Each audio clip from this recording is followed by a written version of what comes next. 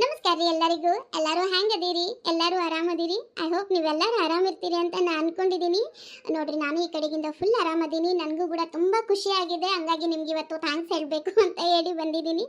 ಇವತ್ತು ನನ್ನ ಚಾನಲ್ ಏನೇ ಒಂದು ಗ್ರೋತಲ್ಲಿದೆ ಅಂದರೆ ಅದಕ್ಕೆಲ್ಲರಿಗೂ ನೀವೇ ಕಾರಣ. ಹಾಗಾಗಿ ನಿಮಗೆ ಥ್ಯಾಂಕ್ಸ್ ಹೇಳಲಿಲ್ಲ ಅಂದರೆ ಅದು ಮಾನವೀಯತೆ ಆಗಲ್ಲ.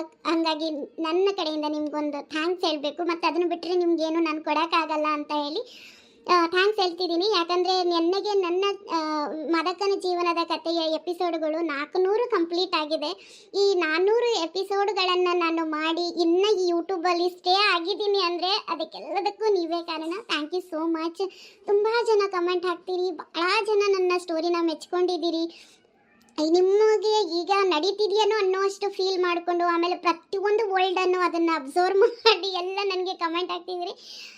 Thank you so much. ಆಮೇಲೆ ನಾನು ನಿನ್ನೆ ಒಂದು ಎಪಿಸೋಡಲ್ಲಿ ಅದು ಲಕ್ಷ್ಮಿ ಅನ್ನಕ್ಕೆ ಹೋಗಿ ಶಿಲ್ಪ ಅಂದ್ಬಿಟ್ಟಿದ್ದೀನಿ. ಅದನ್ನು ಯಾರೋ ಎಷ್ಟು ನೀಟಾಗಿ ಗಮನಿಸಿದ್ದಾರೆ, ಕಮೆಂಟ್ ಹಾಕಿದ್ದಾರೆ. ನನಗೆ ಅಷ್ಟು ಸಣ್ಣ ವರ್ಲ್ಡನ್ನು ಸಹ ಅಬ್ಸರ್ವ್ ಮಾಡಿ ನೋಡ್ತಿದ್ದೀರಿ ಅಂದರೆ ನನಗೆ ನಿಜವಾಗ್ಲೂ ಭಾಳ ಭಾಳ ಖುಷಿ ಆಗ್ತಿದೆ. ಆಮೇಲೆ ಒಂದು ಹೇರ್ ಸ್ಟೈಲ್ ಚೇಂಜ್ ಮಾಡಿದರು, ಮಾದಕನ ಹೇರ್ ಸ್ಟೈಲ್ ಚೇಂಜ್ ಇಲ್ಲ ಅದೇ ಹಾಕಿ ಅಂತೆಲ್ಲ ಹೇಳ್ತಾರೆ. ಖುಷಿ ಆಗುತ್ತೆ ನನಗೆ. ಇಷ್ಟು ಸಣ್ಣ ಸಣ್ಣ ಥಿಂಗ್ಸ್ ಎಲ್ಲ ಗಮನಿಸ್ತಾರೆ ಅಂತೇಳಿ ನಿಜವಾಗ್ಲೂ ಐ ವೆರಿ ವೆರಿ ಹ್ಯಾಪಿ. ಅದನ್ನು ವರ್ಡಲ್ಲಿ ಹೇಳೋಕ್ಕಾಗಲ್ಲ. ಹಾಗಾಗಿ ಈ ಖುಷಿನ ನಾನು ನಿಮಗೆ ವಿಡಿಯೋದಲ್ಲಿ ಹೇಳಿ ಹಾಕ್ಬೋದಾಗಿತ್ತು. ಬಟ್ ಅದನ್ನು ಹೇಳಿದರೆ ನಿಮಗೆ ವಿಡಿಯೋ ಕಡಿಮೆ ಆಗುತ್ತೆ, ನಮಗೆ ವಿಡಿಯೋ ನೋಡ್ದಂಗೆ ಆಗಲ್ಲ, ನಿಮ್ಮ ಮಾತೇ ಹೆಚ್ಚಿಗೆ ಆಗುತ್ತೆ ಅಂತೆಲ್ಲ ಹೇಳ್ತಾರೆ. ಹಾಗಾಗಿ ನಿಮಗೂ ನೋಡೋರಿಗೆ ಡಿಸ್ಟರ್ಬೆನ್ಸ್ ಆಗಬಾರ್ದು, ಇದನ್ನು ನೋಡುವಷ್ಟು ಮಂದಿ ನೋಡಲಿ ಅಂತ ಹೇಳಿ ನಾನು ಇದೇ ಒಂದು ವಿಡಿಯೋನ ಸಪ್ರೇಟಾಗಿ ಮಾಡಿ ಅಪ್ಲೋಡ್ ಮಾಡ್ತಿದ್ದೀನಿ. Thank you so much. ಮತ್ತು ಇನ್ನೊಂದು, ಈ ಮದಕನ ಜೀವನದ ಕಥೆದು ಒಂದಿಷ್ಟು ಮಾತುಗಳನ್ನು ನಾನು ನಿಮಗೆ ಹೇಳಬೇಕು. ನಾನು ಮೊದಲಿಗೆ ಈ ಚಾನಲನ್ನು ಶುರು ಮಾಡಿದಾಗ ಒಂದು ಸ್ಟೋರಿನ ಮಾಡಿ ಹಾಕಿದೆ. ಅದೇನು ನನಗೆ ಅಷ್ಟು ಸ್ಯಾಟಿಸ್ಫೈ ಆಗಲಿಲ್ಲ. ಆಮೇಲೆ ಮದಕನದ ಜೀವನದ ಕಥೆನ ಒಂದು ಸ್ಟೋರಿನ ಇದು ನಾನೇ ಸೃಷ್ಟಿ ಮಾಡಿದ್ದು, ಕೇವಲ ಕಾಲ್ಪನಿಕ ಇದು ಅಷ್ಟೇ ಸ್ಟೋರಿ. ಇದು ಯಾರದೇ ಜೀವನಕ್ಕೆ ಸಂಬಂಧಿಸಿದ್ದಿಲ್ಲ, ಯಾರದೇ ಜೀವನದ ಇದರಲ್ಲಿ ನಾನು ಆ್ಯಡ್ ಮಾಡ್ಕೊಂಡಿಲ್ಲ. ಎಲ್ಲೋ ಕೆಲವೊಂದನ್ನು ಸಣ್ಣ ಸಣ್ಣವನ್ನ ಆ್ಯಡ್ ಮಾಡ್ಕೊಂಡಿರ್ಬೋದು. ಇನ್ನೆಲ್ಲ ಕಂಪ್ಲೀಟ್ ಜಸ್ಟ್ ಇಮ್ಯಾಜಿನ್ ಮಾಡ್ಕೊಂಡಿರುವಂತಹ ಸ್ಟೋರಿ ಇದು ಅಷ್ಟೇ. ಇದಕ್ಕೆ ಇಷ್ಟು ರೆಸ್ಪಾನ್ಸ್ ಸಿಗುತ್ತೆ ಅಂತ ನಾನು ನಿಜವಾಗ್ಲೂ ಎಕ್ಸ್ಪೆಕ್ಟ್ ಮಾಡಿರಲಿಲ್ಲ. ನಿಜವಾಗ್ಲೂ ಭಾಳ ಸಪೋರ್ಟ್ ಮಾಡಿದ್ದೀರಿ, ತುಂಬ ಖುಷಿ ಆಗ್ತಿದೆ. ಮತ್ತು ಇನ್ನೊಂದು, ಈ ಸ್ಟೋರಿನ ನಾನು ಶುರು ಮಾಡಿದ ಮೇಲೆ ನನ್ನ ಚಾನಲ್ಲು ಮಾನಿಟೇಷನ್ ಏನೋ ಬೇಗ ಆನ್ ಆಗಿಬಿಡ್ತು. ಮಾನಿಟೇಷನ್ ಬೇಗ ಆನ್ ಆದಮೇಲೆ ನನ್ನ ವೀಡಿಯೋ ಓಡ್ತಾನೆ ಇರಲಿಲ್ಲ, ಯಾಕೆ ಅಂತ ಗೊತ್ತಿಲ್ಲ. ಬರೀ 300 ಮಂದಿ, 200 ಮಂದಿ, 500 ಮಂದಿ ಇಷ್ಟೇ ಮಂದಿ ನೋಡ್ತಿದ್ದು. ಆಮೇಲೆ ನನಗೆ ಒಬ್ಬಳು ಬಹಳ ಕ್ಲೋಸ್ ಫ್ರೆಂಡ್ ಒಬ್ಬಳು ಆ ಟೈಮಲ್ಲೇ ತೀರ್ಕೊಂಡ್ಬಿಟ್ಲು. ಅದಾದಮೇಲೆ ಮತ್ತೆ ನಾನು ಒಂದು 3 ಮಂತ್ಸ್ ವೀಡಿಯೋ ಹಾಕೋದೇ ಬಿಟ್ಬಿಟ್ಟೆ. ಬಿಟ್ಟಿದ ಮೇಲೆ ಅದು ಸ್ಟೋರಿ ಅಷ್ಟೇ ಹೋಲ್ಡ್ ಆಗಿತ್ತು. ಎಲ್ಲಿ ಅಂದರೆ ಒಂದು 90 ವೀಡಿಯೋನೇ 92 93 ವೀಡಿಯೋ ಹಾಕಿರ್ಬೋದು ಅಂದಾಜು ನನಗೆ. ಆಮೇಲೆ ನಾನು ವೀಡಿಯೋ ಹಾಕೋದೇ ಬಿಟ್ಬಿಟ್ಟೆ. ಅದಾದಮೇಲೆ ವೀಡಿಯೋ ಹಾಕೋದು ಬಿಟ್ಟ ಮೇಲೆ ಮತ್ತೆ ನನಗೆ ಇನ್ನೊಬ್ಬರೆಲ್ಲ ಅದನ್ಯಾಕೆ ನಿಲ್ಲಿಸಿದ್ಯಾ, ಮಾಡು ಅಂದರು. ಮತ್ತೆ ಈ ಮಾದಕನ ಜೀವನದ ಕಥೆನ ಅಲ್ಲಿಗೆ ನಿಲ್ಲಿಸಿಬಿಟ್ಟು ಇನ್ನೊಂದು ನಾನು ಸುಬ್ಬಿ ಸಂಸಾರದ ಸ್ಟೋರಿನ ಶುರು ಮಾಡಿದೆ. ಅದೊಂದು 100 ಎಪಿಸೋಡ್ಗಳನ್ನು ಮಾಡಿದೆ. ಅದನ್ನು ಅಷ್ಟು ತಕ್ಕ ಮಟ್ಟಿಗೆ ಮಂದಿ ನೋಡ್ತಿದ್ರು, ಅದಕ್ಕೇನು ಅಷ್ಟು ಸ್ಕೋಪ್ ಸಿಗಲಿಲ್ಲ. ಅದಾದಮೇಲೆ ಈ ಮದಕನ ಜೀವನದ ಕಥೆನ ಅಲ್ಲಿಗೆ ನಿಲ್ಲಿಸಿಬಿಟ್ಟು ಸುಬ್ಬಿ ಸಂಸಾರದ ಕಥೆನ ಹಾಕ್ತಾ ಹೋದೆ. ಆಮೇಲೆ ಯಾರೋ ಒಬ್ಬರು ನನಗೆ ಕಮೆಂಟ್ ಹಾಕಿದರು. ಅವ್ರೇನು ಕುಲಕರ್ಣಿನ ಏನು ಅವ್ರ ಹೆಸರು ನನಗೆ ಅಷ್ಟು ಸರಿಯಾಗಿ ನೆನಪಿಲ್ಲ. ID ಅದನ್ನ ಒಂದ್ಸರಿ ಚೆಕ್ ಮಾಡ್ತೀನಿ. ನನಗೂ ಅದು ನಿನ್ನೆ ರಾತ್ರಿ ಎಲ್ಲ ಹುಡುಕಿದೆ, ನನಗೆ ಆ ಕಮೆಂಟೇ ಸಿಗಲಿಲ್ಲ. ನಾನು ಇನ್ನೊಂದ್ಸರಿ ಅದನ್ನು ಸಮಾಧಾನವಾಗಿ ಸರ್ಚ್ ಮಾಡ್ತೀನಿ. ಯಾಕಂದರೆ ತುಂಬ ಕಮೆಂಟ್ಸ್ ಇದ್ದಿದ್ದರಿಂದ ಅದು ಸಿಕ್ಕಿಲ್ಲ.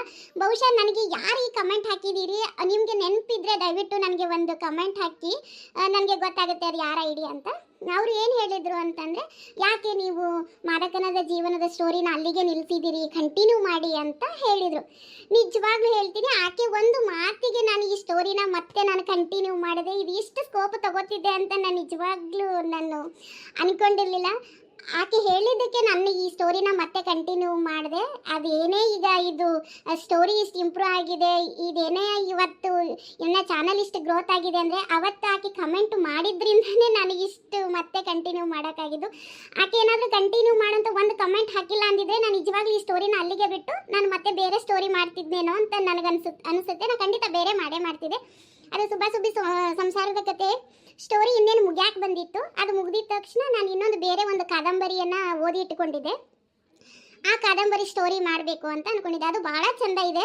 ಅದನ್ನ ನಾನು ಆ ಸ್ಟೋರಿನ ಮಾಡಬೇಕು ಅಂತ ಅಂದ್ಕೊಂಡಿದ್ದೆ. ಬಟ್ ಇದನ್ನು ಕಂಟಿನ್ಯೂ ಮಾಡು ಅಂದ ಮೇಲೆ ನೋಡೋಣ, ಕೇಳ್ತಿದಾರಲ್ಲ ಅಂತ ಹೇಳಿ ನಾನು ಮಾಡಿದೆ. ನಿಜವಾಗ್ಲೂ ಥ್ಯಾಂಕ್ ಯು ಸೋ ಮಚ್. ಅವತ್ತು ಯಾರು ಕಮೆಂಟ್ ಹಾಕಿದ್ರು ನನಗೆ ನಿಜವಾಗ್ಲೂ ನೆನಪಿಲ್ಲ. ನಿಮ್ಗೆ ಏನಾರು ನೆನಪಿದ್ರೆ ನನ್ನ ವಿಡಿಯೋ ಈಗೂ ಕಂಟಿನ್ಯೂ ಆಗಿ ನೋಡ್ತಿದ್ರೆ ನೀವು ನನಗೆ ಕಮೆಂಟ್ ಹಾಕಿ. ನನ್ನ ಕಡೆಯಿಂದ ಥ್ಯಾಂಕ್ ಯು ಸೋ ಮಚ್. ನೀವು ಅವತ್ತು ಒಂದು ಮಾತು ಹೇಳಿದ್ದಕ್ಕೆ ನಾನು ಇವತ್ತು 400 ಎಪಿಸೋಡ್ಗಳನ್ನು ಕಂಪ್ಲೀಟ್ ಮಾಡಿದ್ದೀನಿ. ತುಂಬ ಜನ ಈ ಸ್ಟೋರಿನ ಮೆಚ್ಕೊಂಡಿದ್ದಾರೆ ಅಂದರೆ ನೀವು ಒಂದು ರೀತಿಲಿ ನನಗೆ ಕಾರಣ. Thank you so much.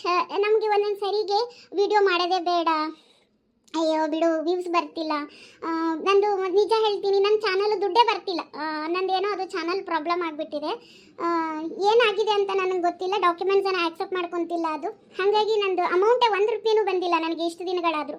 ನನ್ನ ಚಾನಲ್ಲು ಮಾನಿಟೈಸೇಷನ್ ಆನ್ ಆಗಿ 1 ವರ್ಷ ಆಗಕ್ಕೆ ಬಂತು ಈ ನವಂಬರಿಗೆ. ಆದರೂ ಸಹ ನನಗೆ ಒಂದು ರೂಪಾಯಿನ ಅಮೌಂಟ್ ಬಂದಿಲ್ಲ. ಆದರೂ ನಾನು ದಿನಕ್ಕೆ 2, 3, 4 ವಿಡಿಯೋ ಹಾಕ್ತಿದ್ದೀನಿ.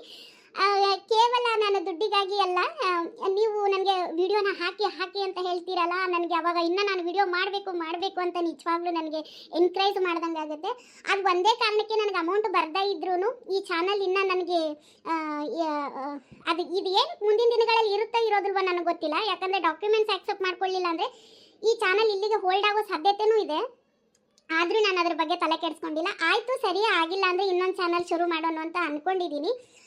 ಬಟ್ ಆಯಿತು, ದೇವ್ರ ದಯದಿಂದ ಒಳ್ಳೆಯದು, ಇದರಲ್ಲೂ ಕಂಟಿನ್ಯೂ ಮಾಡ್ತೀನಿ. ಆಗಿಲ್ಲ ಅಂದರೆ ಇನ್ನೊಂದು ಚಾನಲ್ ಶುರು ಮಾಡ್ತೀನಿ. ಹಾಗೇನಾರು ಆದರೆ ನಿಮಗೆ ವಿಡಿಯೋದಲ್ಲಿ ನಾನು ಹೇಳ್ತೀನಿ. ಕೇವಲ ನಾನು ದುಡ್ಡಿಗಾಗಿ ನಾನು ವಿಡಿಯೋನ ಮಾಡ್ತಿಲ್ಲ, ಕೇವಲ ನೀವು ನನ್ನ ಸ್ಟೋರಿನ ಮೆಚ್ಕೊತಿದ್ದೀರಿ ಅನ್ನೋ ಕಾರಣಕ್ಕೆ ನಾನು ಮಾಡ್ತಿದ್ದೀನಿ. ನನಗೆ ಒಂದೊಂದು ಸಲಿಗೆ ಅನಿಸುತ್ತೆ, ಅಯ್ಯೋ ಬಿಡು, ಇದರಿಂದ ಏನು ನನಗೇನು ಅಮೌಂಟು ಬರ್ತಿಲ್ಲ, ಏನಿಲ್ಲ, ಆಮೇಲೆ ಅದೇನು ಡಾಕ್ಯುಮೆಂಟ್ಸ್ ಆಕ್ಸೆಪ್ಟ್ ಮಾಡ್ಕೊತಿಲ್ಲ, ಸುಳ್ಳು ಹಾಕೋದೇನು ಅಂತ ಹೇಳಿ ಒಂದೊಂದು ಸರಿ ನಾನು ಬೇಜಾರ ಮಾಡ್ಕೊಂಡಿರ್ತೀನಿ, ಇಲ್ಲ ಅಂತಲ್ಲ. ಅವಾಗ ಯಾರಾದರೂ ಒಂದು ಟೈಮಲ್ಲಿ ಕಮೆಂಟ್ ಬಂದ್ಬಿಡುತ್ತೆ, ಯಾಕೆ ನೀವು ವಿಡಿಯೋ ಹಾಕ್ತಿಲ್ಲ, ಯಾಕೆ ಇವತ್ತು ವಿಡಿಯೋ ಹಾಕಿಲ್ಲ, ಇವತ್ತು ಒಂದೇ ಹಾಕಿದ್ರೆ 2 ಹಾಕಿದ್ರಿ ಅಂತ ಹೇಳ್ತಾರಲ್ಲ. ನನಗೆ ಅಮೌಂಟ್ ಬರುತ್ತೋ ಬರೋದಿಲ್ಲ, ಪಾಪ ಅವರಷ್ಟು ಪ್ರೀತಿಯಿಂದ ನೋಡ್ತಿದ್ದಾರಲ್ವ, ನಾನು ಮಾಡಿ ಹಾಕಬೇಕಲ್ಲ ಅಂತ ಹೇಳಿ ನಾನು ಮಾಡಿ ಹಾಕ್ತೀನಿ. ಹಾಗಾಗಿ ಇದರಿಂದ ನಾನು ದುಡ್ಡು ಗಳಿಸಿಲ್ಲ, ನಿಮ್ಮಂಥವ್ರು ಪ್ರೀತಿ ಅಭಿಮಾನ ಗಳಿಸಿದ್ದೀನಿ, ನನಗೆ ಖುಷಿ ಇದೆ. Thank you so much. ನಾನು ತುಂಬ ಮಾತಾಡಿದೆ, ಇದು ಭಾಳ ಮಾತಾಕತೆ ಅಂತಲೇ ನಾನು ವಿಡಿಯೋದಲ್ಲಿ ಹೇಳಲಿಲ್ಲ, ಹಂಗಾಗಿ ಇದನ್ನು ಸಪ್ರೇಟಾಗಿ ವಿಡಿಯೋ ಮಾಡಿ ಹಾಕಿದ್ದೀನಿ. Thank you so much. ಯಾರು ನನ್ನ ವಿಡಿಯೋಗೆ ಕಂಟಿನ್ಯೂ ಮಾಡಿರಿ ಮಾದಕನ ಜೀವನದ ಕಥೆನ ಅಂತ ಕಮೆಂಟ್ ಹಾಕಿದ್ರಿ, ದಯವಿಟ್ಟು ನನಗೆ ಕಮೆಂಟ್ ಹಾಕಿ, ನಾನು ನಿಮಗೆ ಸ್ಪೆಷಲಾಗಿ ಒಂದು ಥ್ಯಾಂಕ್ಸ್ ಹೇಳ್ತೀನಿ. Thank you so much. ಹೀಗೆ ನನಗೆ ಸಪೋರ್ಟ್ ಮಾಡ್ತೀರಿ. Thank you so much. ನನ್ನ ಮದಕನ ಜೀವನದ ಕತೆ ಹೀಗೆ ಮುಂದುವರಿಲಿ ಅಂತ ಹೇಳಿ ನಿಮ್ಮೆಲ್ಲರ ಆಶೀರ್ವಾದ ನನ್ನ ಮೇಲೆ ಇರಲಿ, ಮತ್ತು ಹೀಗೆ ಸಪೋರ್ಟ್ ಮಾಡ್ತೀರಿ. ನಾನು ಆದಷ್ಟು ಇದೊಂದು ಸ್ವಲ್ಪ ಈ ಇಂಟರ್ನೆಟ್ ಒಂದು ಸಮಸ್ಯೆ ಆಗ್ತಿದೆ ನನಗೆ, ಅದನ್ನೆಲ್ಲ ಬಗೆಹರಿಸ್ಕೊಂಡು ನಿಮ್ಗೆ ಆದಷ್ಟು ಟೈಮ್ ಟು ಟೈಮ್ ವಿಡಿಯೋ ಹಾಕೋದಕ್ಕೆ ನಾನು ಪ್ರಯತ್ನ ಮಾಡ್ತೀನಿ. ಮತ್ತು ನಂದು ಕೂಡ ಯೂಟ್ಯೂಬ್ ಚಾನಲಲ್ಲಿ ಅದು ಯಾಕೋ ಅಮೌಂಟ್ ಬರೋದು ಸಮಸ್ಯೆ ಆಗ್ತಿದೆ, ಡಾಕ್ಯುಮೆಂಟ್ಸ್ ಒಂದು ಪ್ರಾಬ್ಲಮ್ ತಗೋತಿಲ್ಲ, ಅದೊಂದು ಪ್ರಾಬ್ಲಮ್ ಆಗಿದೆ, ಅದು ಕೂಡ ಒಂದು ಸರಿ ಮಾಡ್ಕೋಬೇಕು. ಇದೆಲ್ಲವನ್ನು ಸರಿ ಮಾಡ್ಕೊಳ್ಳೋ ಪ್ರಯತ್ನದಲ್ಲಿ ನಾನಿದ್ದೀನಿ. ಮುಂದಿನ ದಿನಗಳಲ್ಲಿ ಆದಷ್ಟು ನಾನು ಕರೆಕ್ಟ್ ಟೈಮ್ಗೆ ಹಾಕುವಂಥ ಪ್ರಯತ್ನಗಳನ್ನು ಮಾಡ್ತೀನಿ. Thank you so much. ಹೀಗೆ ನನಗೆ ಸಪೋರ್ಟ್ ಮಾಡ್ತೀರಿ. Thank you all. Love you all.